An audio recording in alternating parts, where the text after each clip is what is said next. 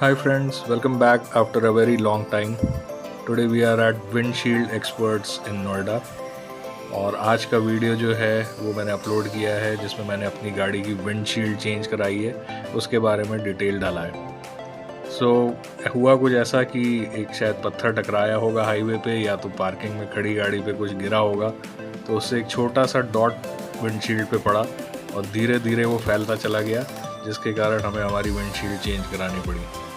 सब फास्टैग सारे स्टिकर्स सब वेस्ट हो गए, वो भी वापस से चेंज कराना पड़ा। यहाँ पे मैंने कुछ डिटेल डाला है कि how the windshield got replaced. Hope you guys will enjoy this.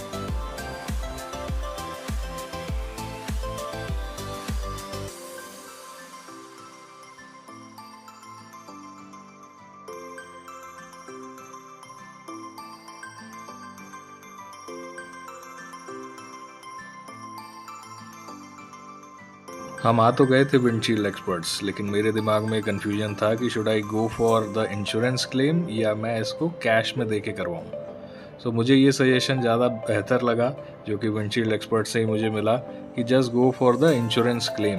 इसको इंश्योरेंस में ही सेटल करवाना होगा, बिकॉज ग्लास की वारंटी तो है बट ब्रेकेज की कोई वारंटी होती नहीं है। अगर वापस से कुछ ब्रेक होता है तो I can again claim for the insurance, मेरी जेब से दोबारा से पैसा नहीं जाएगा। ऑल्दो यहाँ पे कुछ फाइल चार्जेस भी लगे मुझे, अप्रॉक्सीमेटली 3-3.5 हज़ार रुपये का खर्चा मेरी जेब से हुआ, but that was not exactly for the glass.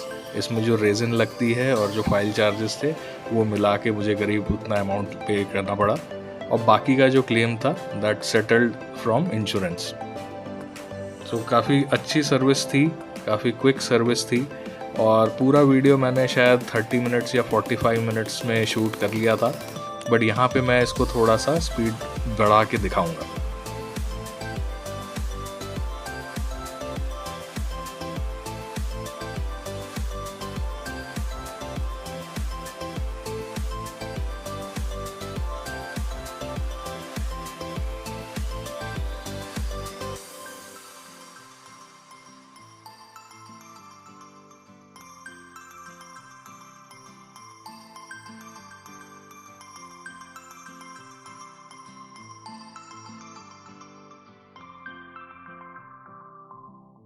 Please note that this video is not a paid promotion of any type.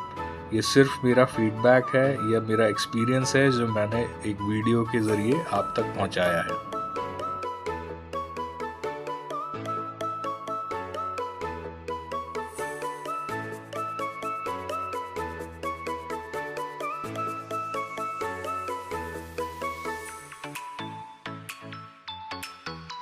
Glass जो यहाँ पे यूज़ हुआ है that is from AIS, which is a very good brand. एक और बात मुझे बाद में पता चली कि XUV 500 में जो विंडशील्ड का ग्लास होता है that is of sensor type.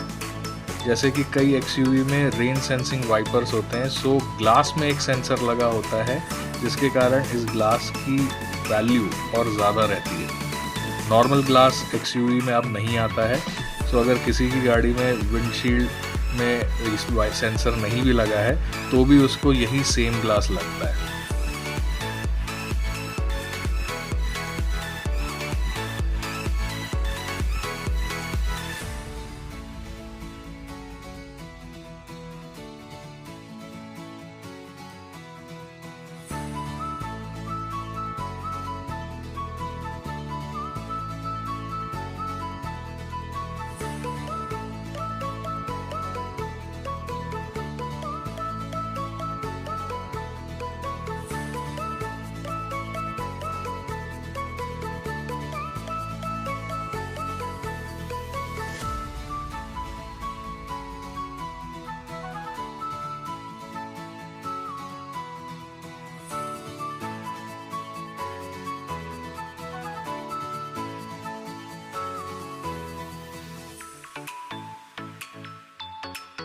I tried getting my old stickers removed from the glass, from the broken glass. इसके लिए हीटर ऑन करके इन्होंने काफ़ी कोशिश करी है स्टिकर्स निकालने की, बट इस प्रोसेस में दे वर नॉट सक्सेसफुल, और जो पेपर टाइप के स्टिकर्स होते हैं वो सारे के सारे फट गए। इवन फास्टैग और कुछ पार्किंग के स्टिकर्स भी थे, वो रिमूव करते समय डैमेज हो गए थे। So no point carrying those old stickers, तो मैंने वापस सारे नए स्टिकर्स ऑर्डर करे।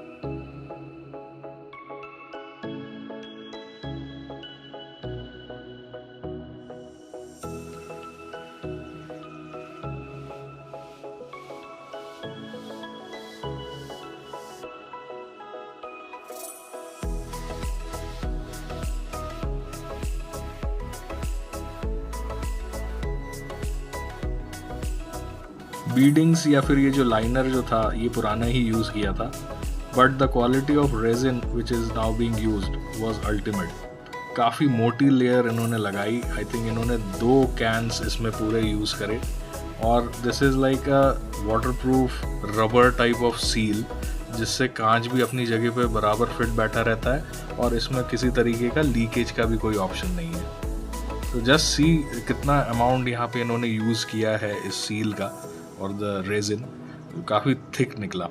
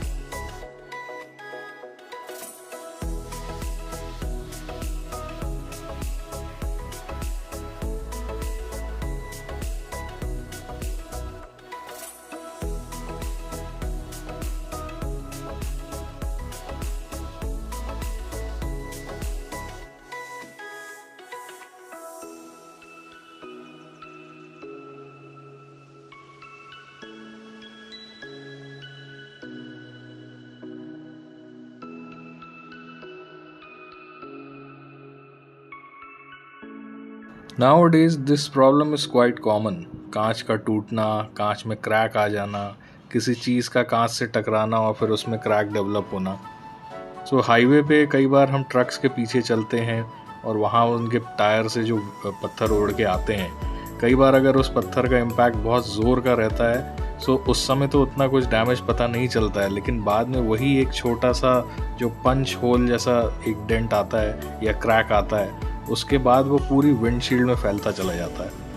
अगर आप लोग के पास इस चीज़ से बचने का कोई सॉल्यूशन है और you can just save your glass from these type of cracks, तो प्लीज़ कमेंट में आप ज़रूर बताएं। That will be quite useful for our viewers and subscribers.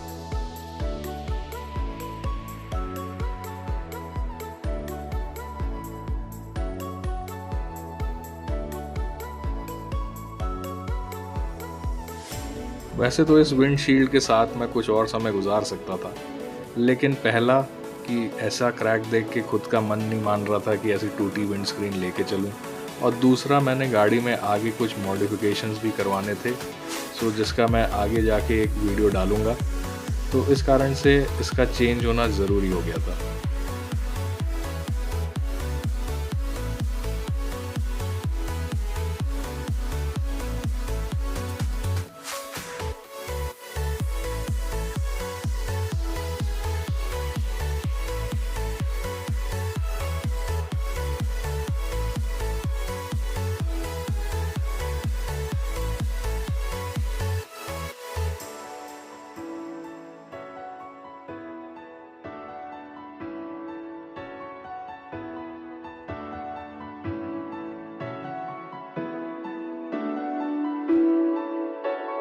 So the new windshield has been installed and car is back to its form. If you like this video, please like, share and subscribe for more such entertaining videos. Thank you.